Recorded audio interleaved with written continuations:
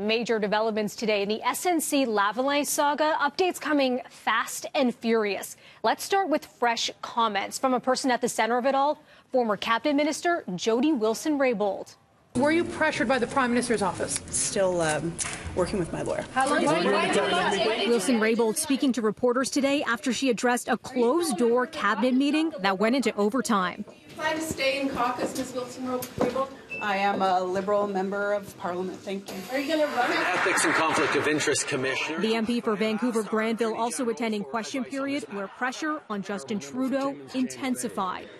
I'm listening really hard, but for a Prime Minister who claims to be innocent, my God, he's sounding guilty. Because the client here is the Prime Minister, and the question is whether he tried to strong-arm his former Attorney General and then had her fired because she wouldn't take a fall in one of the biggest corruption cases. So stop hiding behind the legal games. Let her speak. Mr. Speaker, unlike the member opposite who's speaking disparagingly about laws and legal issues, we continue to respect our system of justice. We respect the independence of the judiciary, and we will always do our work that way. That is why we welcome the news that the Ethics Commissioner is going to be looking into this matter. We will fully cooperate with them.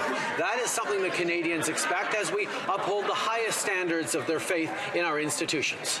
Fireworks coming as MPs return to Parliament Hill after a week away, a week that saw two stunning resignations.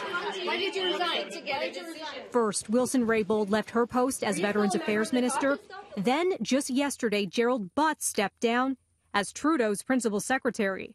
The moves come nearly 2 weeks after a bombshell report from the Globe and Mail, citing unnamed sources, saying the Prime Minister's office pressed Wilson-Raybould when she was Justice Minister and Attorney General to abandon the prosecution of SNC-Lavalin on charges of fraud and bribery related to the Montreal construction and engineering giant's work in Libya. Trudeau denies his office directed her. In this House, representing opposition parties today demanding a public inquiry into the matter and are calling for Trudeau to waive solicitor-client privilege to let Wilson-Raybould speak publicly. The Prime Minister and his office have engaged in an obvious cover-up.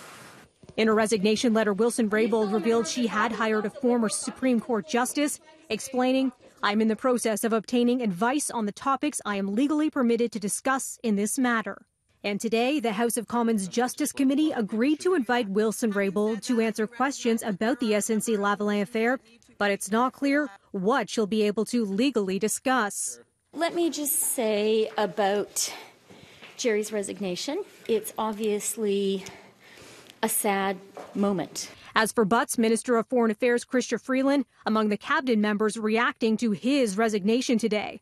My sense is that he's decided, and I think appropriately, to defend himself against people saying things that just aren't true. Justin Trudeau's closest advisor wasn't named specifically in reported allegations surrounding SNC-Lavalin, but he denied any wrongdoing, raising questions as to why exactly he's walking away.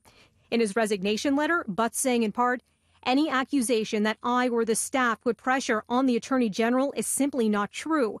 And he adds, "My reputation is my responsibility, and that is for me to defend."